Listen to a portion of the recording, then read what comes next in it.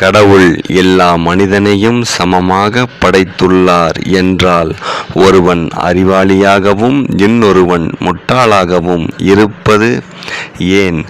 மனித உடம்பில் 2000த்திற்கும் மேற்பட்ட நரம்புகள் இருக்கின்றன.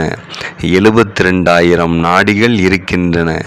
இத்தனை நாடி நரம்புகளும் நமது பின்னந்தலையில் உள்ள சகஸ்ரா சக்கரத்தில் அடங்கியுள்ளன.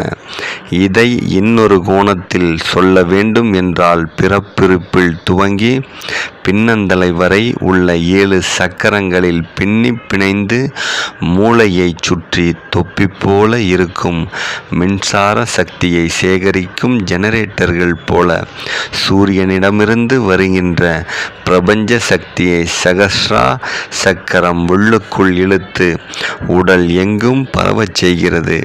இந்த